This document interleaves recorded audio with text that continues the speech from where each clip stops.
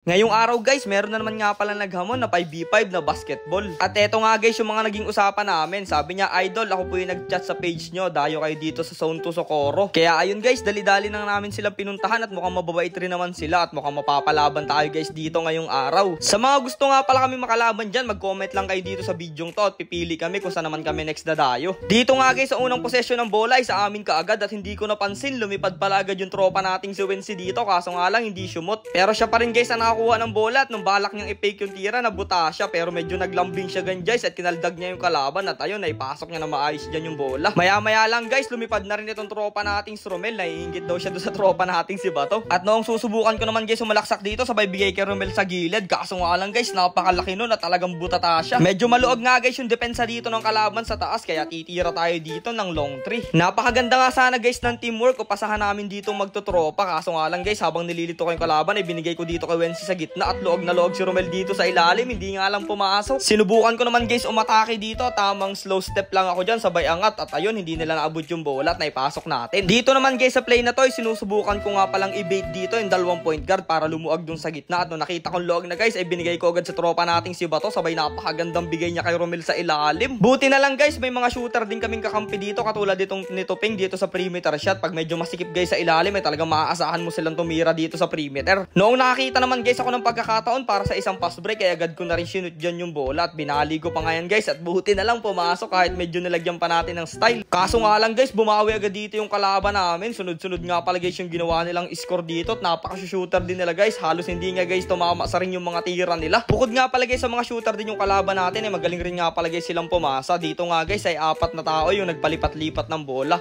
Sabay tamang cut lang dito sa ilalim yung malaki nila at easy layup kami dun. 2 beses nga pala guys nilang ginawa yung ganyang play at hindi namin napapansin. Buti na lang guys ng mga bandang huli, napigilan na rin namin yung play nila na ganito. Hindi rin guys sila basta-basta nagpapahuli sa mga pass break katulad nito. 2 sunod kaming na pass break nila dyan. At susubukan na nga guys sumalaksak nitong malaki sa kalaban. Kaso nga lang medyo matigas yung tropa nating si Balong doon pero nakakuha siya ng foul. At eto na guys, nagaalit na. Talagang sasalpak sana dito sa harap-harapan ng tropa nating si Tupeng. Kaso nga lang medyo kapos pa rin. Pero bumawi naman guys dito. Napakagandang alley-oop nun. Pero syempre guys, hindi natin hahayaan na wala tayong bawi sa kanila. Hinaharas nga guys ako ng point guard nila dito at binigay ko kay Tupeng sa gitna. Kaso nga lang binigay niya pa kay Romel sa ilalim, hindi nga lang pumasok. At dito naman guys, napakagandang cut ng tropa nating si Balong sa gitna, sabay tamang pull up lang dyan. Medyo maluog nga guys ang depensa ng kalaban dito pagdating sa perimeter, kaya ginagawa guys namin na inaabuso namin yun at tumitira kami. Napaka-solid at napakababait rin nga pala guys nung nag-invite sa atin dito na kalaban natin sa bayan ng Socorro sa Barangay Zone 2. Napaka-solid guys nilang kalaro at napakababait talaga nila at hindi kayo magkakaroon ng problema. Dito nga guys sa sunod na play namin, nahihingi sana ako ng fake screen kay Balong, kaso nga lang umalis siya kaagad. Buti na lang guys, nakita kong luag si Romel dun sa may bandang ilalim at naipasa ko ng napakaganda dun at na-shoot niya. Dito naman guys sa puntong to, napipil ko nga pala na shoot dito yung jump shot ko, kaya sinusubukan kong lituhin dito yung kalaban, sabay biglang angat na lang at ayun guys, pasok nga yung tira natin dyan. Pag medyo mataas nga pala guys ang depensa ng point guard nila, sinusubukan ko ditong crossover, kaso nga lang guys medyo madulas dito yung bola at hindi ko nakakapitan ng ayos.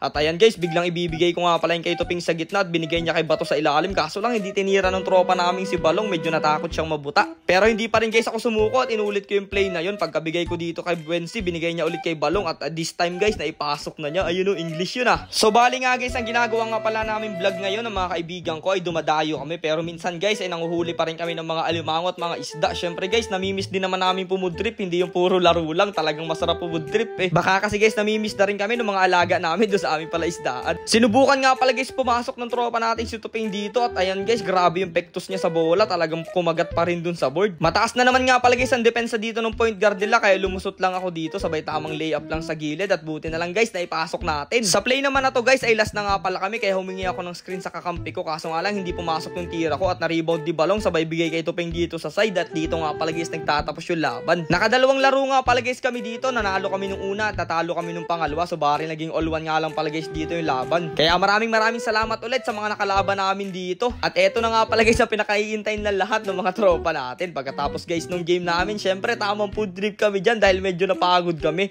At ayan guys, kitang-kita nyo sa kanila na busy na naman. Kaya hanggang dito na lang muna guys, kita-kits na lang ulit. Halika na, sumama ka.